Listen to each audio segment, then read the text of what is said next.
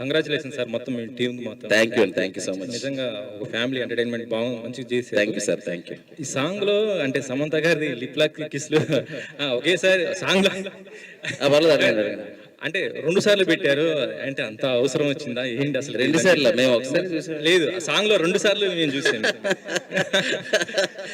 ఏమండి కాదండి, ఏమండి చూడండి, మనం మాట్లాడే సమంత గారికి వస్తుంది ఆరాధ్య క్యారెక్టర్ అది.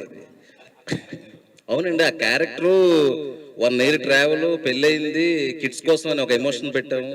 ఈ ఎమోషన్ లో ఇంకా చిన్న ముచ్చట కూడా లేకపోతే అసలు అసలు అర్థం ఉంటుందా? అసలు కొంచెం నేచురల్ గా చూపించాలి కదా, కనీసం అంటే నమ్మాలి కదా వీళ్ళు రియల్ గానే ఒక వైఫ్ అండ్ హస్బెండ్ లాగా యాక్ట్ చేస్తున్నారని ఫీలింగ్ రావాలి కదండి. అది లైట్ హార్టెడ్ గా పద్ధతిగా ఉన్నంత వరకు ప్రాబ్లం లేదు. ఏమన్నా చేసేసి యాక్షన్ అంటే చేశారు, ఆ తర్వాత కట్ అని చెప్తే అయిపోయింది. ఏముండదండి, ఇట్స్ పార్ట్ ఆఫ్ వర్క్ కదండి, ఇట్స్ ప్రొఫెషనల్ థింగ్.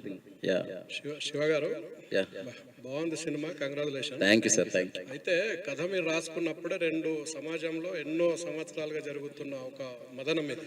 మదనం అండి, 2 వర్గాల మనోభావాలు. అవునండి, అవును. ఇదే తీసుకొని ఎందుకు అనుకున్నారు అంటే మీరు చెప్పే క్లైమాక్స్ ఇంకో విధంగా కూడా చెప్పొచ్చు. ఇది 2 గంటలు ఈ మదనం కాకుండా వేరే ఒక స్టోరీ తీసుకొని అది కూడా చెప్పొచ్చు. ఇదే ఎందుకు తీసుకున్నారు మీరు?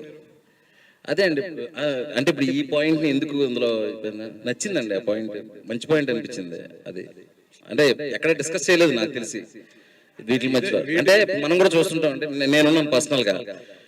మీరు నన్ను అడిగితే మీరు నాస్తికులే గాడ్ బిలీవర్ అని, నేను నాస్తికుడితో ఉన్నప్పుడు నాస్తికుడిని, గాడ్ బిలీవర్తున్నాడు మీరు వచ్చారనుకోండి, సరదాగా టెంపుల్కి వెళ్తున్నాను సరే నేను కూడా వస్తా అంట.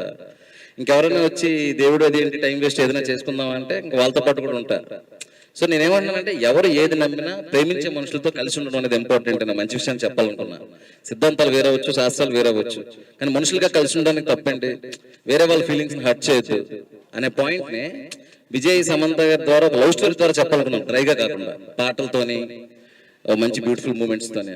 ఈ రోజు అందరికీ ఆ పాయింట్ రీచ్ అవడానికి అదే కారణం అండి. ఇది నేను డ్రైగా చెప్తుంటే అంత రీచ్ అయ్యేది కాదు. ఎక్కడైనా మనోభావాలు దెబ్బతింటాయనే ఆలోచన ఏం రాలేదా మీకు కథ అంతా నడుస్తున్నప్పుడు?